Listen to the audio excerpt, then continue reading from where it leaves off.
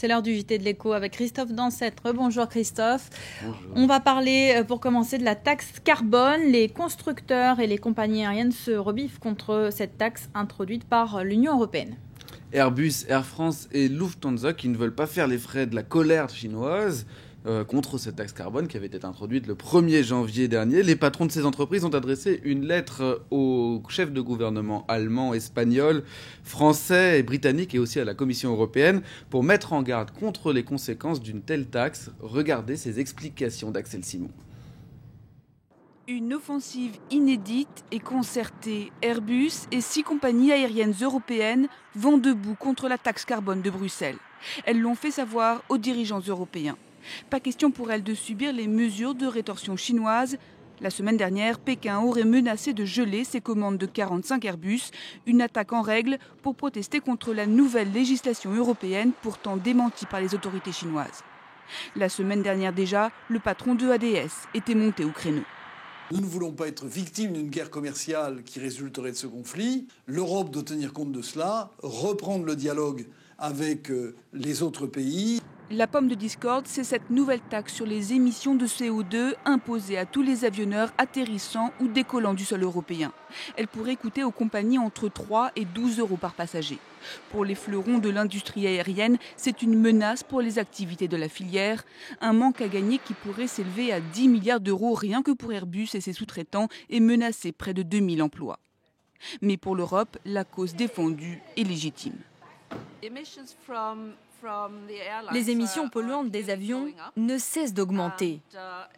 C'est un vrai problème et le secteur aérien doit les compenser financièrement. Les 27, au départ inflexibles, pourraient revoir leur copie. Airbus réclame que les négociations soient envisagées à l'échelle internationale et non seulement européenne pour que le secteur aérien dans son ensemble contribue à la lutte contre le réchauffement climatique. L'actualité économique qui est également marquée aujourd'hui par la réunion des ministres de l'Ecofin ce soir à Bruxelles. Ils parleront de la Grèce, mais pas seulement.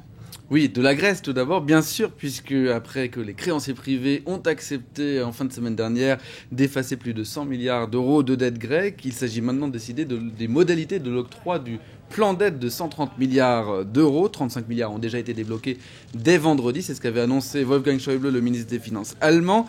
Il faut maintenant discuter des 95 milliards restants. Ce sera donc l'objet des discussions à partir d'aujourd'hui.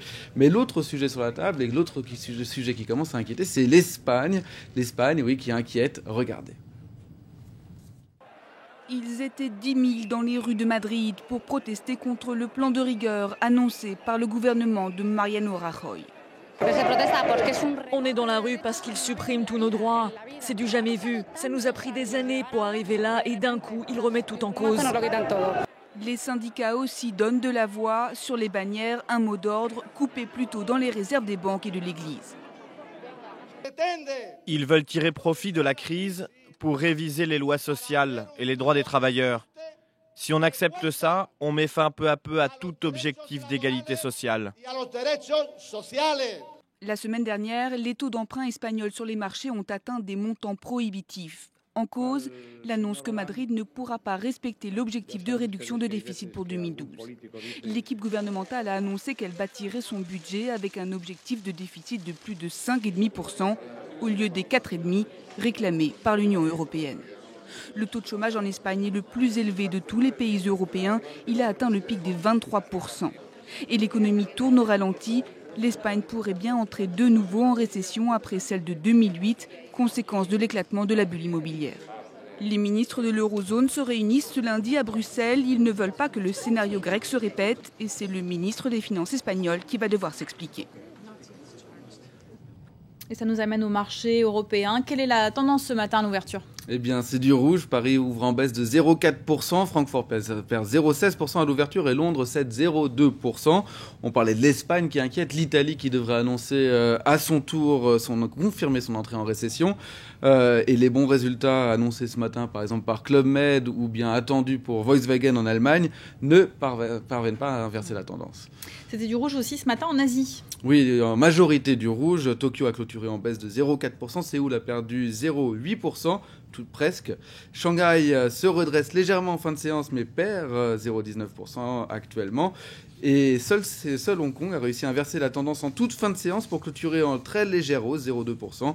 Les bourses asiatiques qui pâtissent du déficit commercial chinois le plus mauvais depuis plus de 20 ans, signe du ralentissement du pays.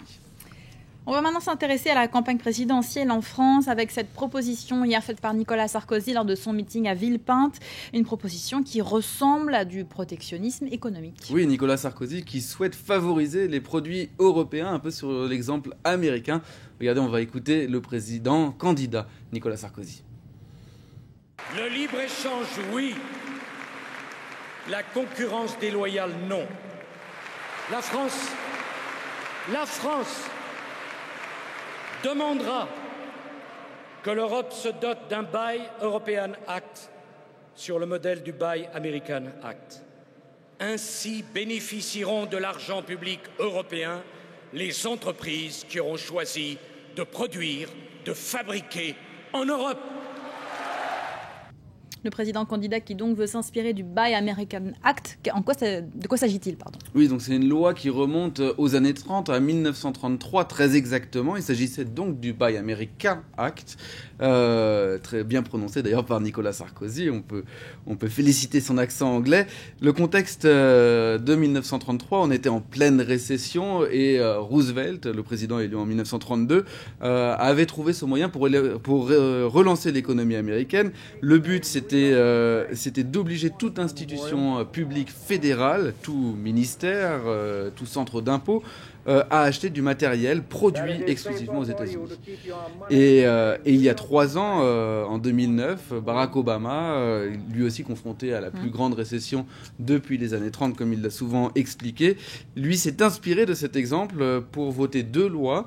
Faire voter 2 lois. La première, un nouveau Buy America Act, donc le principe tout était le même. Toute institution publique fédérale devait ou doit actuellement exclusivement acheter des produits américains. Et le second, c'est le Buy American Act, qui est un peu différent puisqu'il concerne exclusivement les transports. Et là, il s'agit pour tout achat de plus de $100 000 dans les transports publics. Eh bien, il y a 2 règles. La première, c'est qu'au moins 60% de la production doit se faire aux États-Unis. Et puis, l'assemblage final doit, lui, être fait à 100% aux États-Unis. Et donc Nicolas Sarkozy veut adapter ce système à la France, c'est ça ? Oui, dans un premier temps, en tout cas, il souhaite convaincre ses partenaires européens. Il se dit prêt aussi à y aller seul.